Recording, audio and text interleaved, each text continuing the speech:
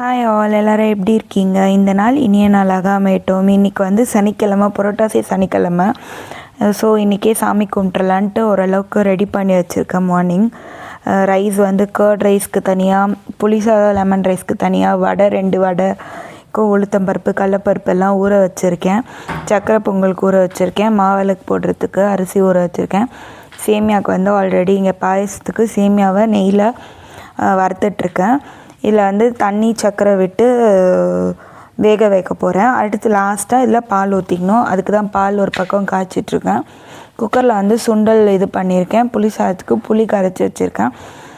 சுண்டல் வந்து நல்லா வெந்துருச்சு. இப்போ அடுத்து வந்து நல்லா அரிசி பருப்பு போட்டு சக்கரை பொங்கலுக்கு வச்சுருக்கேன். 4 சவுண்டு விட்டு இறக்கணும்.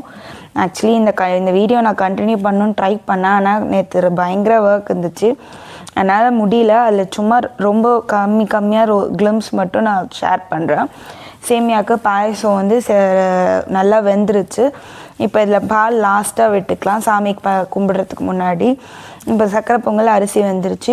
பொடிச்ச வெல்லம் போட்டு கூட கொஞ்சம் நெய் விட்டு அரிசி வேக வைக்க போகும்போதே ஒரு சிட்டிகை உப்பு போட்டுட்டேன்.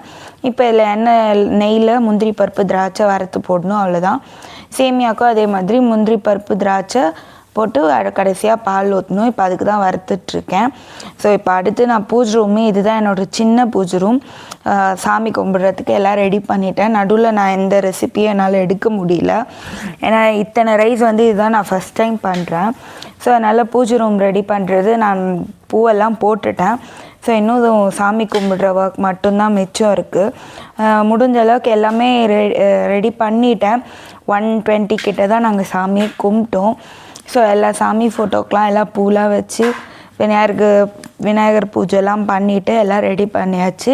அரிசி மாவில் மாவிளக்கும் போட்டாச்சு. கூட வந்து பானகம், துளசி தண்ணி இதெல்லாம் வந்து நாங்கள் வைக்கிறது. அண்டு கூட கொஞ்சம் துளசி கிடச்சிது. இதுதான் நான் படையல் போட்டது.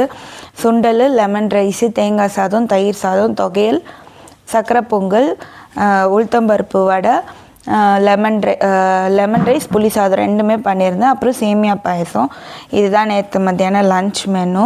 நான் இப்போ அதை பிளேட்டிங்கில் காமிக்கிறேன். இத்தனை ரைஸ் வந்து தனியாக நான் இன்றைக்கி தான் ஃபஸ்ட் டைம் பண்ணேன்.